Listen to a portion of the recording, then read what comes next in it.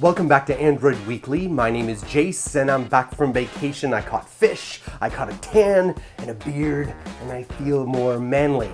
But that didn't stop the Android news from carrying on while I was gone, and we got great new leaks from the Note 4, the Moto 360, and the Xperia Z3, and also Sharp's new Aquos Crystal, a truly bezel-less phone. Although I like to call it the Jay Leno of phones, because what it loses in bezels, it gains in a chin. Hey, whose head's bobbling more? I'm not even sure. So let's start off with the Xperia Z3. And we got many leaks in the past few weeks, but arguably now we have the most credible leak with not only images, but hardware specifications from Tenna. Now Tenna is China's version of the American FCC, and they gave us some goodies. Now there are two versions of the phone, the L55T and the L55U. The only apparent difference between the two is that the L55T is designed to work exclusively in China, while the L55U is compatible with international carriers. Now, other than a slight spec bump with the CPU and GPU, not much looks to have changed since the Xperia Z2.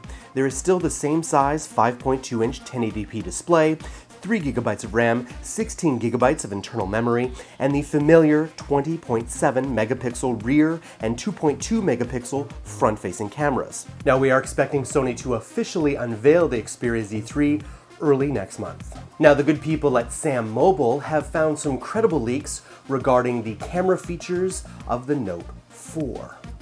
Sam Mobile found software evidence of the presence of a side touch sensor on the Note 4, but it's not yet conclusive, as similar tracks were found in the code of the Galaxy S5 as well. Side touch is a sensor placed on the lower right-hand side of the device that emulates a camera shutter button. Basically, instead of tapping the screen to take a shot, you tap the side of the phone, which should enable a more stable shot with less effort. Again, it's not clear if the Note 4 will actually feature this sensor.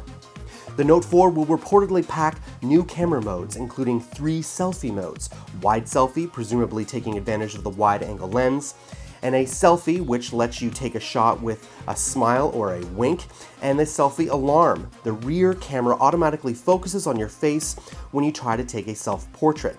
There is also a GIF making mode that will convert shots taken in burst mode into an animated GIF. All features from the Galaxy S5 will make a return on the Note 4 as well. Let's just hope that one of those borrowed features from the S5 isn't just a larger looking band-aid. Now, for those of us who lusted after the Moto 360 when we saw this teaser vid, you'll be happy to know that Best Buy mistakenly put up a listing of the Moto 360 that included both price and specifications, and then quickly took it down. But we cut a snapshot. The highlights of the Best Buy's Moto 360 listing includes a $250 price tag, a 1.5-inch 320 by 290 resolution display, a heart rate monitor, waterproofing up to 1 meter, Gorilla Glass 3 on a stainless steel case with leather band, and this is all powered by a Texas Instrument processor. Considering all the additional features in the somewhat premium build, including the round watch face, the $250 price tag for the Moto 360 seems very much in line with the $200 and $229 price tags of the Samsung Gear Live and the LG G Watch, respectively. Now, as expected, last week Sprint officially unveiled its Sharp's Aquos Crystal at an event they called Taking the Edge Off.